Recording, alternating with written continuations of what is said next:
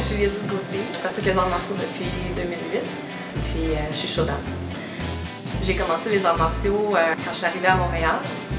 Puis mon chum à l'époque, il faisait des arts martiaux, puis il m'a proposé d'essayer. Puis j'ai aimé ça. La pratique des arts martiaux, c'est quand même un contexte particulier, dans le sens que on s'entraîne à réagir à des agressions qui sont physiques. Comme femme, j'ai eu un peu de difficulté au début parce que je n'étais pas habituée à me battre. Je n'étais pas habituée à répondre à la violence par la violence. Donc, ce que ça a changé pour moi, c'est que j'ai appris que je pouvais être violente, puis que c'était acceptable dans un contexte aussi d'agression physique, que même j'ai ce potentiel-là en moi. Donc, ce que ça a changé, c'est que maintenant, je peux regarder les gens dans les yeux. Si jamais j'ai une situation où je me sens pas en sécurité, au lieu de baisser les yeux, je vais confronter la situation. Puis je pense pas seulement dans les situations d'agression physique, mais aussi dans la vie en général. Donc, c'est quelque chose que j'ai quand même appliqué dans d'autres sphères de ma vie.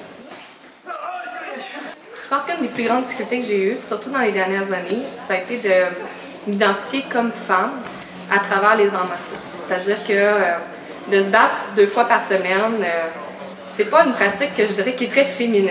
Donc, j'ai eu un peu de difficulté, je me questionnais comment est-ce que les arts martiaux pouvaient m'aider à me sentir plus féminine.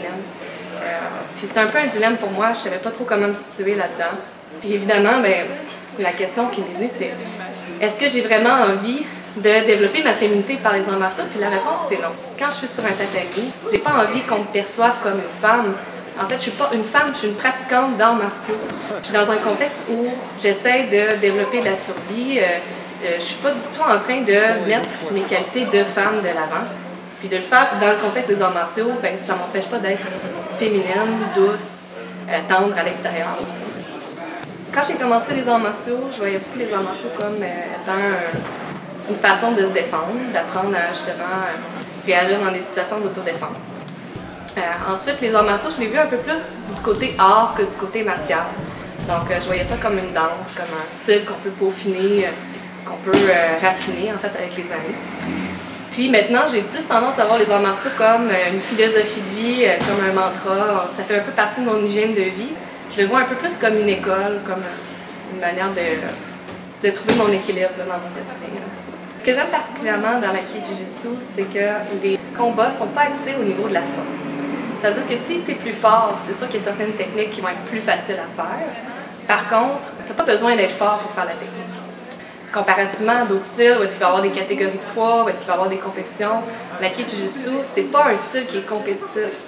Puis c'est un style qui, je trouve, qui apporte beaucoup de collaboration avec les gens, qui est très familial. Je l'amène ici, quand tu descends, je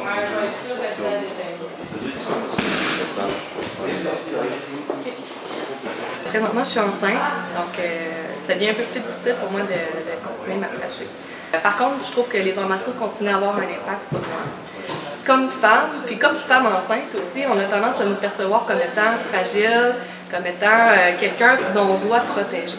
J'ai pas du tout cette impression-là, donc ça me fait un peu bizarre quand les gens m'approchent dans cette idée-là. J'ai pas l'impression d'être fragile parce que je suis une femme, j'ai pas l'impression d'être fragile parce que je suis une femme enceinte.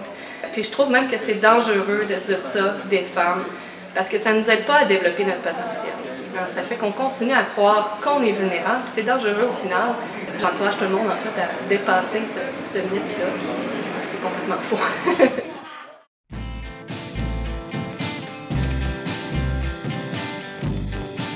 C'est entendu pour un passage de Shodan bien réussi.